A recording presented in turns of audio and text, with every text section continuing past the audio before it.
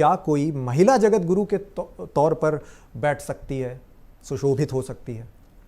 अच्छा प्रश्न है गुरुजी, इसको ऐसी पैंट बन सकती है जिसको सर पे पहना जाए? जी, किसी भी कुतर्क का कोई मतलब नहीं है। आपको जब तक ये नहीं पता चलेगा कि महिला क्या है, स्त्री क्या है, माता क्या है, तब तक ये प्रश्न ही रह जाएगा। किसी भी स्त्री को जगत गुरु क्यों बनना है?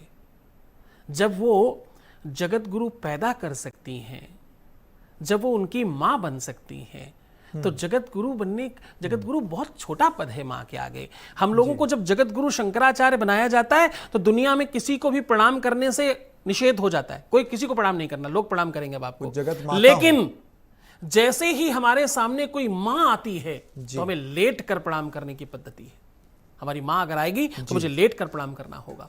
तो अगर आप जन्म दे सकते हो, आपकी ताकत, आपकी क्षमता, आपका सामर्थ्य और आपका बल आपको मालूम नहीं है, इस कारण से आप हर जगह लाइन पर लगे खड़े हो।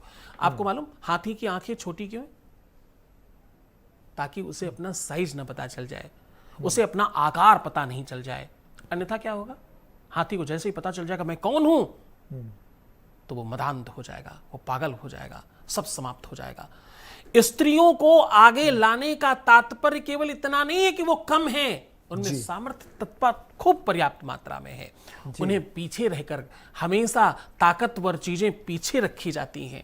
हमेशा जो सबसे कीमती वस्तु होती है उसे तिजोरी में रखा जाता है।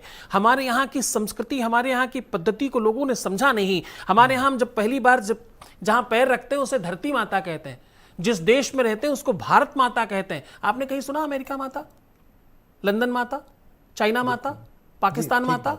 भारत माता कहते हैं हमारे यहाँ। जिस गाय का हम दूध पीते हैं उसे गौ माता कहते हैं। हम जहां शिक्षा लेने जाते हैं उसे विद्या माता कहते हैं। हमारे यहाँ मां के अलावा कुछ और है ही नहीं। और आपको एक बात बताएं जी, धर्मपत्नी क्या कहते हैं उसको? उसको कहते हैं जी, गृहिणी।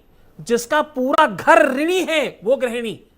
साहब यहां बड़ा बल है उनके लिए, बड़ी ताकत और बड़ा पद पहले से दिया गया, उससे बड़ा पद कोई है नहीं। अनावश्यक क्यों यहां वहां घुमाना है उनको? जिसके लिए जो चीज बनी है, जो सर्वश्रेष्ठ पद पर पहले बैठा है, जो मां बन सकता है, उसके आगे तो कुछ नहीं है। मां में परमात्मा है। तो ये मुझे लगता है कि बिल्कुल अनर्गल चिंतन है, और ऐसा सोचकर मुझे लगता है हाथी को शीशा दिखाने का काम किया जा रहा है। कोई फायदा नहीं इसका।